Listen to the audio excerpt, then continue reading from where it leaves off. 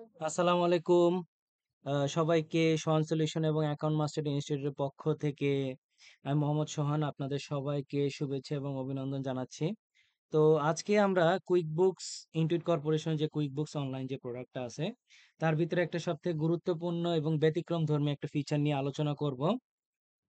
সেটা হচ্ছে credit card credit বা এই ক্রেডিট কার্ড ক্রেডিটটা কেন হয়, কিভাবে আমাদের এটাকে ট্রিটমেন্ট করতে হয় বা এটার এন্ট্রি কিভাবে আমরা দিব, এই সংক্রান্ত বিস্তারিত বিষয়গুলোকে নিয়ে আমরা আজকে আলোচনার চেষ্টা করব। তো চলুন আমরা চলে যাই হচ্ছে আমাদের কাঙ্ক্ষিত কুইক বুকস অনলাইনের ড্যাশবোর্ডে। এটা হচ্ছে আমাদের কুইক বুকস অনলাইনের ক্লায়েন্টের একটা অ্যাকাউন্ট, সেখানে ড্যাশবোর্ডে আমরা অবস্থান করতেছি। তো আমরা এখন চলে যাব হচ্ছে প্লাস নিউ আন্ডারে। সেখানে আমরা দেখতেছি হচ্ছে সাপ্লায়ের অধীনে আমরা দেখতেছি সাপ্লায়ার ক্রেডিট। তারপরে এর নিচেই আছে হচ্ছে আমাদের ক্রেডিট কার্ড ক্রেডিট। এখন ক্রেডিট কার্ড ক্রেডিট জিনিসটা কি, আমাকে এটা আগে একটু বুঝতে হবে। এখন কুইকবুকস অনলাইনে এই যে ক্রেডিট কার্ড ক্রেডিটটা, এটা হইতেছে এমন একটা এন্ট্রি যেটা ক্রেডিট কার্ডে যদি আমি কোনো রিফান্ড পাই, কোনো রিটার্ন আসে বা অন্যান্য যদি কোনো ক্রেডিট থাকে সেটা আর কি দেখানোর জন্য আমরা ক্রেডিট কার্ড ক্রেডিটটা ব্যবহার করি। আচ্ছা, এটা বেসিক্যালি হইতেছে ক্রেডিট কার্ডের যে চার্জটা আছে এটার বিপরীত, বা যে কার্ডের যে বকেয়ার যে পরিমাণটা আছে, ক্রেডিট কার্ডের টাকা আমাকে একটা নির্দিষ্ট সময় পর পরিশোধ করতে হয়। এই কার্ডের যে টাকা আছে, বকেয়া টাকাটা আছে যেটা আমাকে দিতে হবে, সেটার পরিমাণটাকে হ্রাস করে হইতেছে এই ক্রেডিট কার্ড ক্রেডিটের মাধ্যমে। তাহলে সোজা কথা যদি আমি এক বাক্যে বলতে চাই, ক্রেডিট কার্ড ক্রেডিটটা বলতে বেশি বোঝাবে আপনার ক্রেডিট কার্ডের যে ব্যালেন্স আছে সেটাকে কমে যাওয়া। এটাই সাধারণত তখনই ব্যবহার করবেন আপনি যখন ক্রেডিট কার্ড দিয়ে কোনো জিনিস কিনছেন, সেটাকে ফেরত দেন বা ফেরত পান, অথবা আ কোনো বিক্রেতা এমন কোনো পরিষেবা বা সেবার জন্য ক্রেডিট কার্ড প্রদান করেন যা প্রদান করা হয় নাই।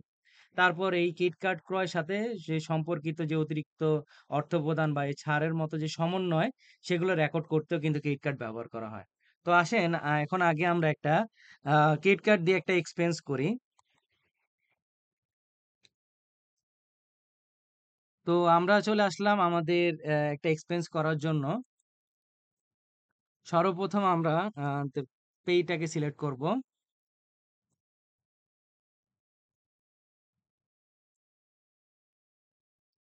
ওকে, পেইটা সিলেক্ট করার পরে তারপরে আমাদের পেমেন্ট অ্যাকাউন্ট, আমাদের এখানে ক্রেডিট কার্ড একটা আছে।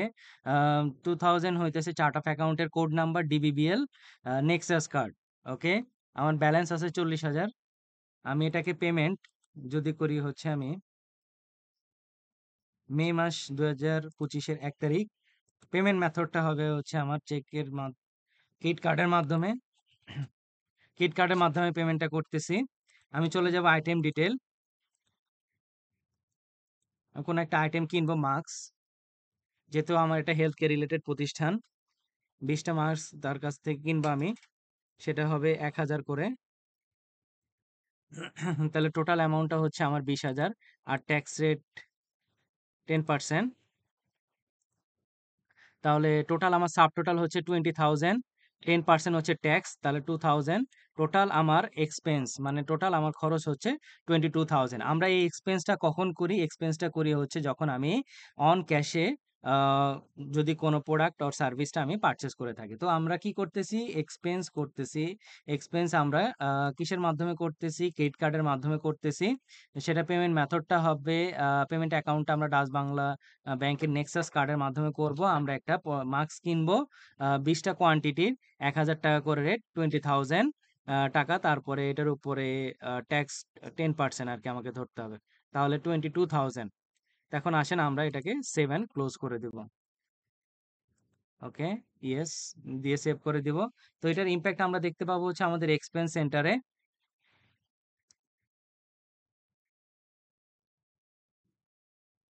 আমাদের এক্সপেন্স সেন্টারে আমরা দেখতে পাবো, এই যে আমাদের প্রথম এক্সপেন্স সেন্টার আমরা দেখতে পাচ্ছি এখানে। আচ্ছা, তাহলে আমরা এই যে ক্রেডিট কার্ড দিয়ে প্রোডাক্টটা পারচেজ করলাম, তাহলে আমাদের কি ক্রেডিট কার্ডের ভ্যালুটা বেড়ে যাবে।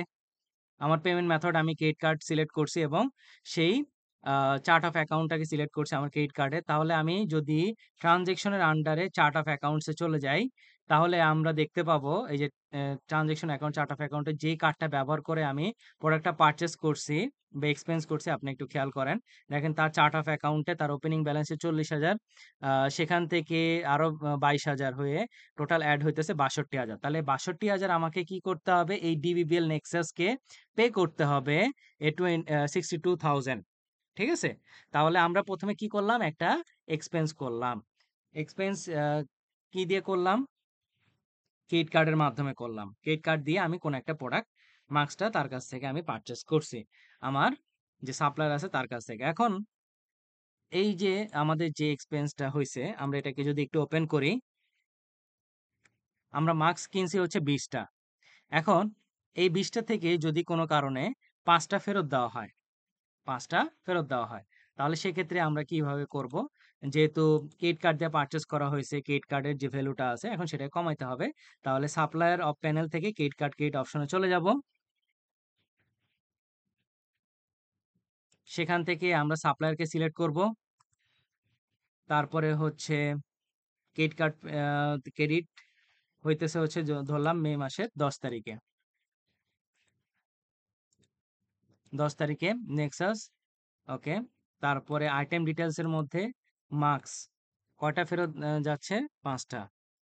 কত করে? রেটটা কত ছিল? 1000 করে ছিল। ওকে। আর এখান থেকে ট্যাক্স রেট হচ্ছে 10%। তাহলে টোটাল 5,000 হচ্ছে সাব টোটাল। সেখানে ট্যাক্স হচ্ছে 500 আসে 10% এ। টোটাল হইতেছে 5,500 ক্রেডিট কার্ড ক্রেডিট হবে। তাহলে আমি এটাকে একটু সেভ এন্ড ক্লোজ করে দেব। ইয়েস।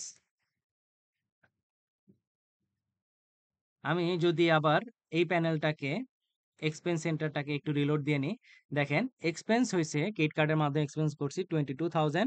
সেখান থেকে ক্রেডিট কার্ড ক্রেডিট হইছে 5,500। এখন আমরা যদি চার্ট অফ অ্যাকাউন্টে একটু দেখে আসি, চার্ট অফ অ্যাকাউন্টে এই ক্রেডিট কার্ডটা একটু যদি খেয়াল করে আসি, দেখেন অ্যাকাউন্ট হিস্ট্রিতে চলে যাই।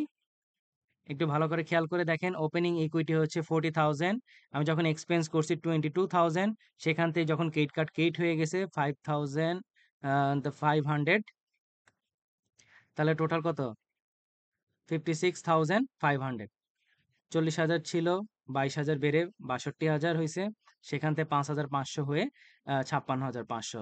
তাহলে আমরা যে ক্রেডিট কার্ডে যে ব্যাখ্যাটা একটু আগে আমরা শুনলাম, সেখান থেকে আমরা বুঝতে পারছি যে ক্রেডিট কার্ড ক্রেডিটটা এখন যদি কোনো প্রোডাক্ট আমি যদি ক্রেডিট কার্ডের মাধ্যমে কিনি, সে প্রোডাক্টটা যদি ফেরত হয়, সেক্ষেত্রে আমার ক্রেডিট কার্ড ক্রেডিট ব্যবহার করতে হয়। তারপরে কোনো রিফান্ড যদি পাওয়া যায়, কোনো রিটার্ন, তারপরে অন্যান্য যদি কোনো অ্যাডজাস্টমেন্ট থাকে, তাহলে আমরা ক্রেডিট কার্ড ক্রেডিটের মাধ্যমে করতে পারি। তাহলে আমি কি করে দেখালাম? আমি একটা এ প্রোডাক্ট ক্রেডিট কার্ড ক্রেডিটের মাধ্যমে পারচেজ করলাম। সেখান থেকে আমি ক্রেডিট কার্ড ক্রেডিট করলাম। তাতে কি হলো? আমার প্রোডাক্টটা ফেরত আমি পাঠাইছি। প্রোডাক্টটা ফেরত পাঠাইছি। কোনো একটা সাপ্লায়ারের কাছ থেকে আমি ক্রেডিট কার্ডের মাধ্যমে প্রোডাক্টটা কিনছি। তাহলে কি হলো? আমার ক্রেডিট কার্ডের ভ্যালুটা বেড়ে গেল। তারপরে যখন আমি ক্রেডিট কার্ড ক্রেডিটের মাধ্যমে সে প্রোডাক্টটা ফেরত দিলাম, তখন আমার আল্টিমেট কি হলো? ক্রেডিট কার্ডের যে বকেয়া পেমেন্টটা আছে বা যে ভ্যালুটা অবশিষ্ট আছে সেটা কি হয়ে যাচ্ছে? কমে যাচ্ছে। তো এইভাবে করে আমরা বেসিক্যালি ক্রেডিট কার্ড ক্রেডিটটা কুইকবুকস অনলাইনে বা বিভিন্ন ক্লাউড অ্যাকাউন্টিং সফটওয়্যারে আমরা এটাকে অ্যাডজাস্টমেন্ট করতে পারি।